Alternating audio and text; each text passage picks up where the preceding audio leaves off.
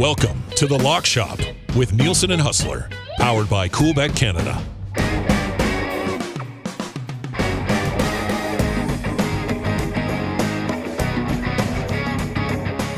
It's Monday, and welcome back inside the Lock Shop. Nielson and Hus back with you once again. As always, brought to you by Coolbet on the Nielsen Media Coolbet Network. Sign up for an account today. Use the code LOCKSHOP when you do, all one word, and you get a 100% deposit bonus on your initial deposit up to $200 for the max over at Coolbet with the Lock Shop. Hus, how was the weekend, man? What's up? That was pretty good. You know, we had an afternoon game for the Jets on Saturday, and that was it. Got a chance to watch a lot of golf. You know that I love the match play event. My picks weren't particularly great this week, but man, it was fun to watch. And we almost had Scotty Scheffler and Rory McIlroy going head-to-head for the championship. Sort of weird the way that finished up in the semis, with both of them sort of blowing it right at the end and ending up playing for third place. But man, Cam Young and Sam Burns were both absolutely nails all week long. Sam Burns, a very, very worthy winner of the event. And my big takeaway from it was, Dusty, they better figure out a way to get this back on the schedule for next year. 100%. Worst case scenario the following year. Now, and it was brought up by many people on social media. There is an issue, with the tournament. I mean, when you get down to the end, it's not the best TV product because you're basically following two guys. They hit. There's so many commercials.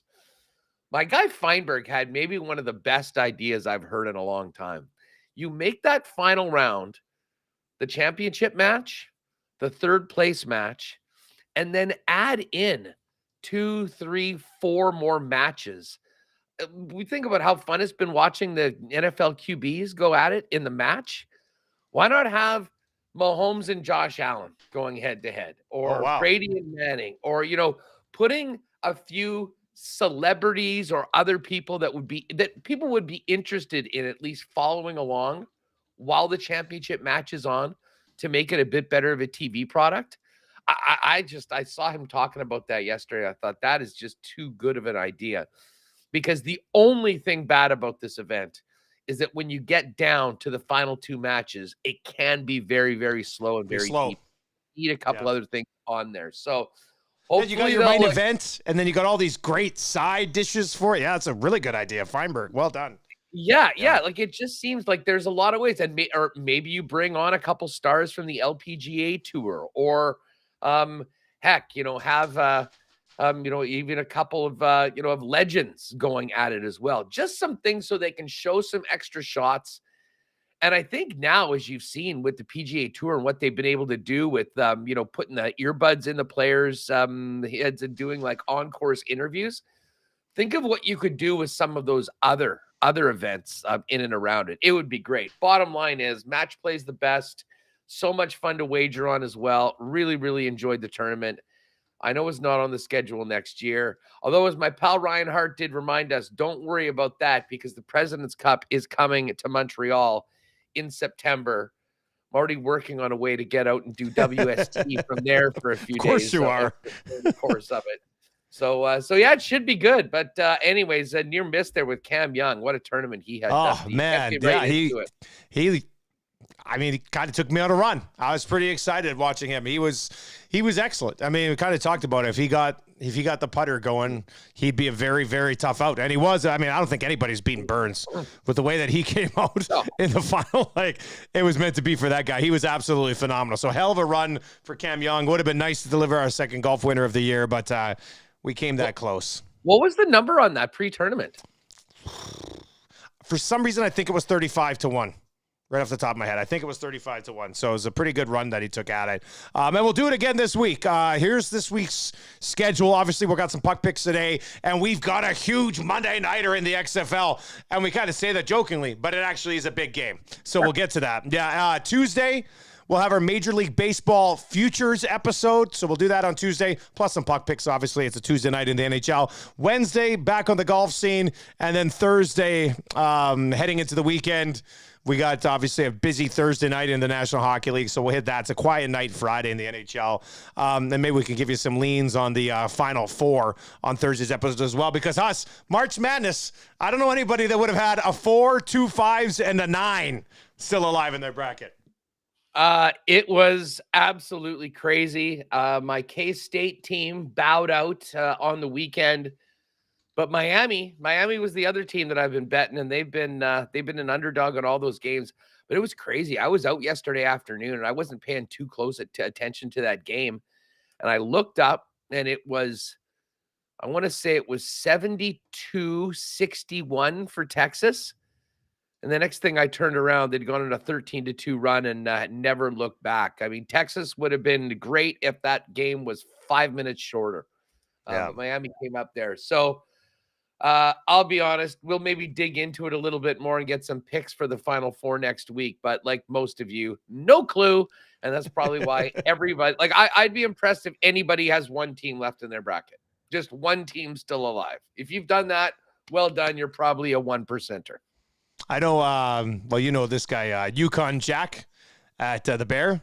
He always picks Yukon because it's his name.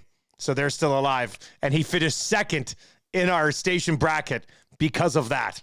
That's how bad of year it was. Yukon picks Yukon, finishes second. So, yeah, one of those types of years. All right, Hus, let's dive into the puck picks tonight. For a Monday night, decent amount of games, like 6 games or whatever, 5, 6 games or whatever it is tonight. Not a lot that I necessarily love, but Hus, we're both on Florida. Dive into Florida. I see the money line number has actually moved in the last little bit because I got it at 151. Yeah, it was minus 145 earlier when I locked in the picks.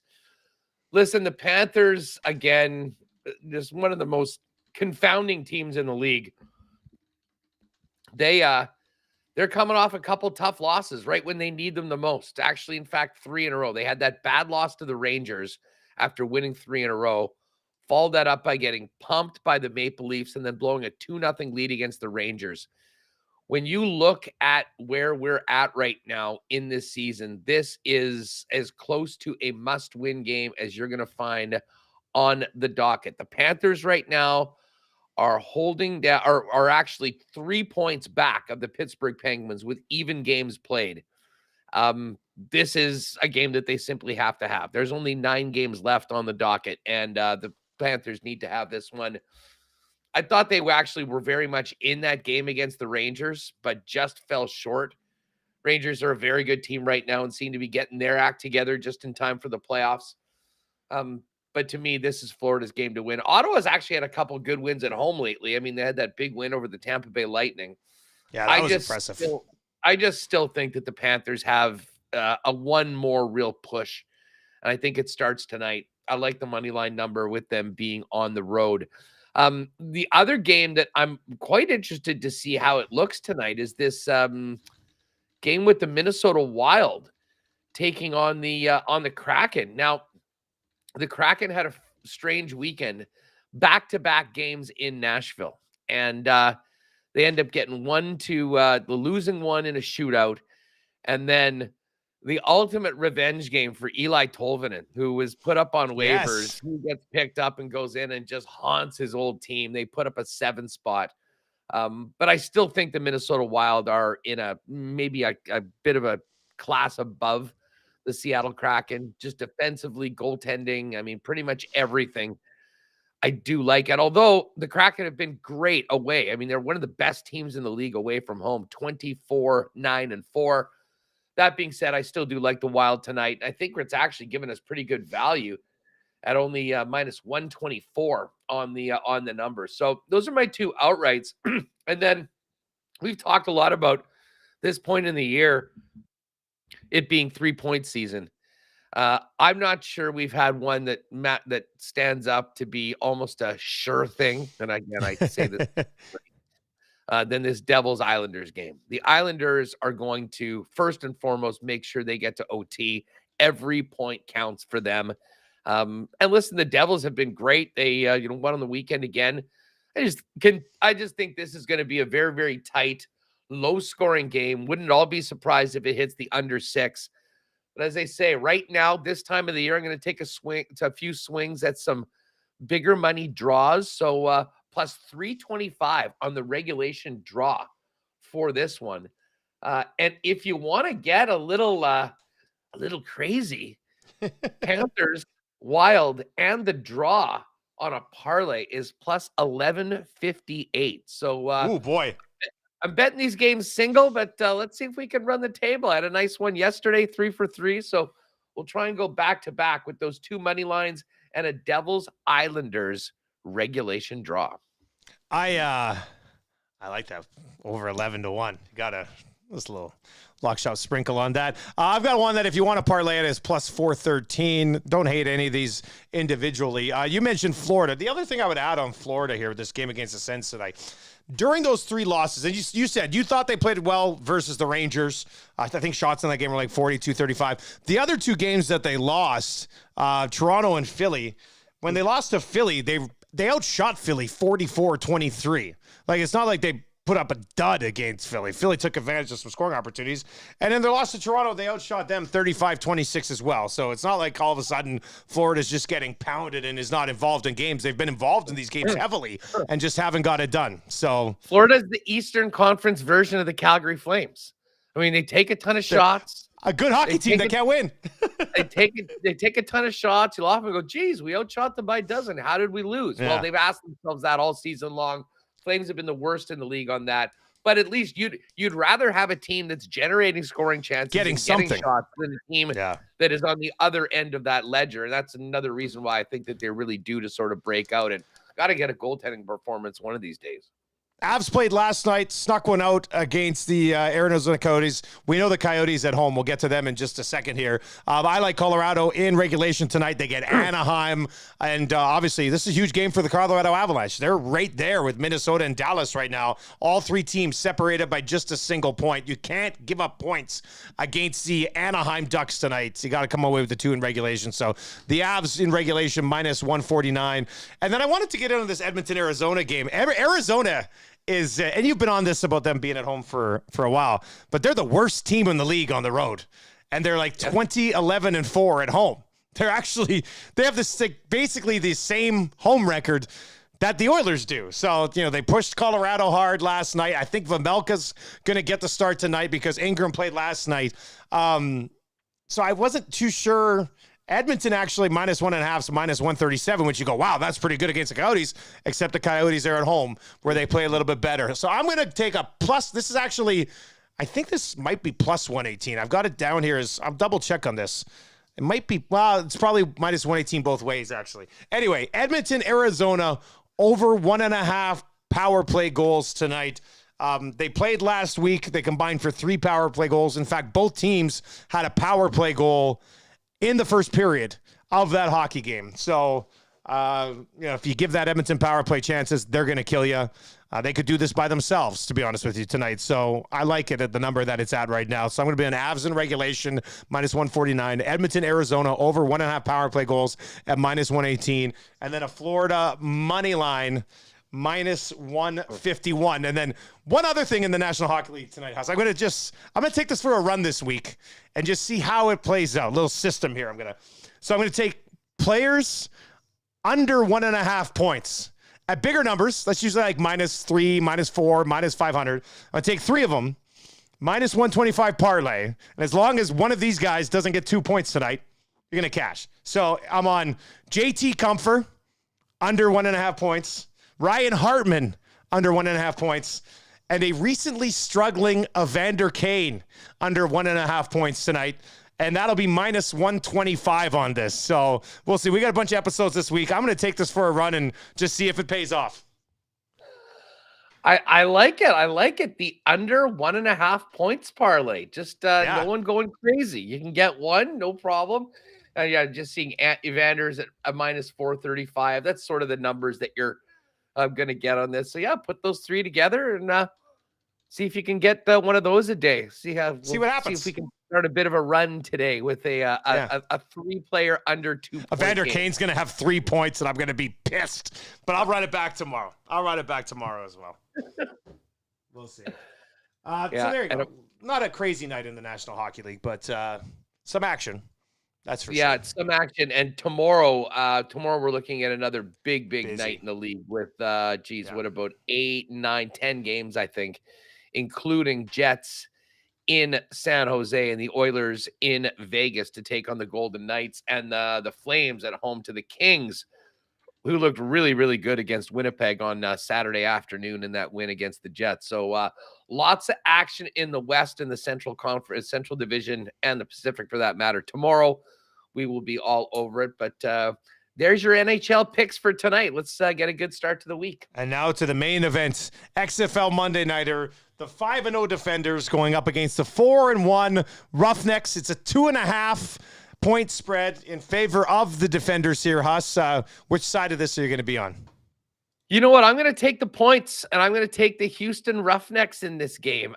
They had a disappointing game last week, which ruined their perfect season against the Seattle Sea Dragons, who can really, really air it out. But overall, Houston has had the most prolific offense so far in the league this year. And listen, they're going to go into DC to take on the undefeated Defenders, who have been awesome so far this season. But I really do think this is, these are the two best teams in the league. I think Seattle's sort of sniffing around it when they get their thing, get their act together on the defensive side of the football. But really, at this point in the season, these two teams and then everybody else. And I just think that we're going to see maybe a little bit of a more focused Houston team coming off their first loss of the year. I think that if they had not lost that game, we'd be talking about Houston as a road favorite. So I'm going to try not to overreact too much to the loss to Seattle, and try and check out this game. I think it's on TSN Plus. I was hoping it would be on the regular tube. I did watch a little bit of the Brahmas game yesterday against the Arlington Renegades, but this certainly is the main event of this week in the XFL. And I'm going to ride with the visitors and take the 2.5 points. 2.5 points, very interesting in XFL, of course, because there's no kicked converts. So 1, 2, 3. Good point. I mean, it's usually we like to get inside that 3, right? You're like, 2.5. That's the number you want. It's not automatic. And even yesterday in the game, I don't know why. I guess you can go for 1 from the 2, you can go for 2 from the 5, or you can go for 3 from the 10. I think I would go minimum 2 every time I got a touchdown, considering that way. There was a couple rushing attempts that didn't go yesterday. But anyways, this should be a real fun game. If you haven't seen an XFL game, check on TSN Plus tonight. These definitely are the two best teams so far, well-coached squads. And I'm going to jump on I think it'll be a real close game. So I'm going to take the points with the visitors. And at the end, hopefully we'll have 2 one-loss teams and see what happens when these two teams likely meet in the playoffs in a couple of weeks. I'm on the Defenders. minus 2.5. And the last thing I want to do on a Monday with the Lock Shop is create an enemy of all those Houston Roughnecks fans out there. But I'm going to. Dustin Nielsen, at 11:28 my time, 12:28 your time, on Monday, March 27th, I'm going to claim that the Roughnecks are a schedule fraud. They're a schedule fraud, Hus. They are not as good as your 4-1 record would lead them to believe. They've got 2 wins against the 0-6 Guardians. Come on. The Guardians are absolute garbage. They've beaten them twice. They beat the Brahmas, who are 2-4 on the season as well. On the other side, the Defenders, they've beaten Seattle. They've beaten, what was the other team they've beaten a couple times? I claim the Roughnecks are a schedule fraud, and we will see it tonight on Monday Night Football for probably close to almost 100,000 people in the United States to see. You know what? You're probably right. Hey, you put football on Monday night, people are going to watch it. I'm very disappointed, actually. I was just looking at the TSN. We've got all these channels, and we've got 3 on the Miami Open or whatever. Come on, hook us up with the XFL Monday Nighter, folks. You throw that on TSN 5. You get TSN 5, the XFL, right?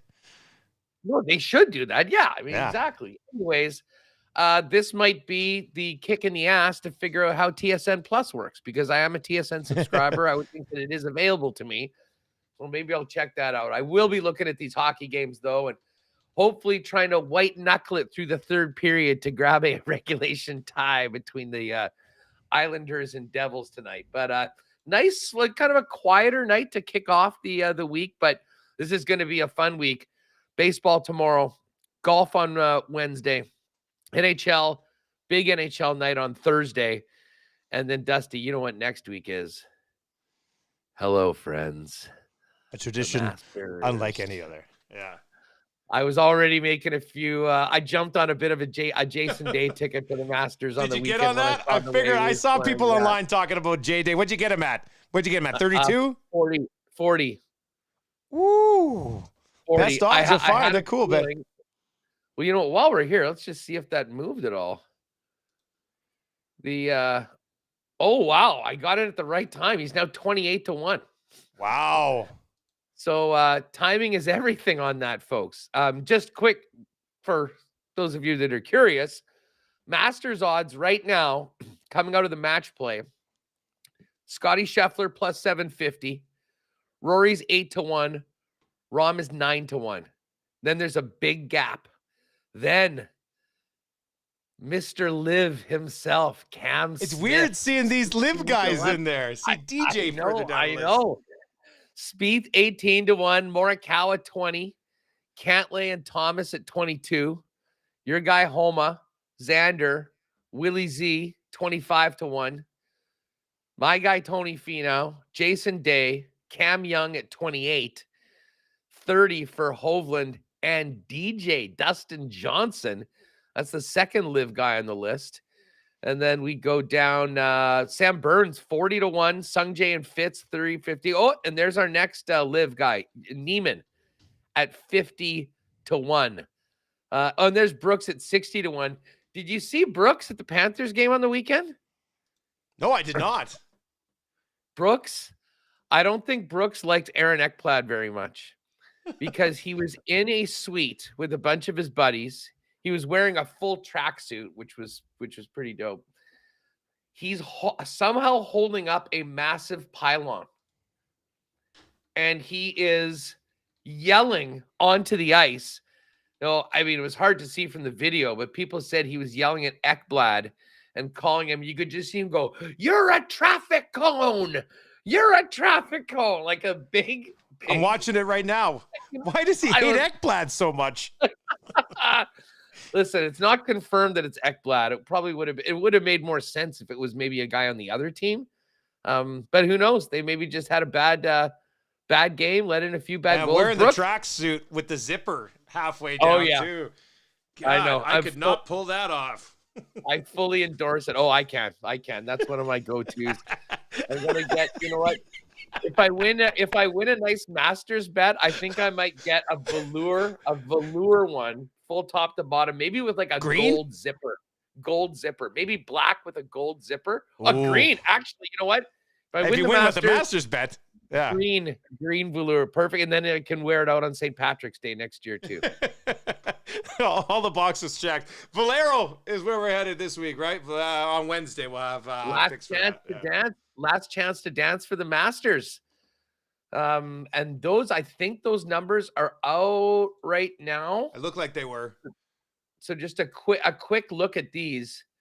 Where's Ricky Fowler? Just the winners are up there. Yeah. Ricky's 18-1. Hatton 14-1. I am fully in on Ricky. I'm gonna probably bet him now. This would just be sentimental because he, of course, is not in the Masters right now. He didn't play it last year. He would be such a popular winner if he could book a ticket. And to be honest, he was looking pretty good over. He did look good. That's what I was going to say. He looked good in match play. Yeah, so that's something to keep tabs on. We'll give you that Wednesday. MLB futures and puck picks coming your way tomorrow with the Lock Shop. Hus, you have a good show today, buddy, and enjoy Monday night. We'll talk tomorrow. Right back at you, Dusty. See you then.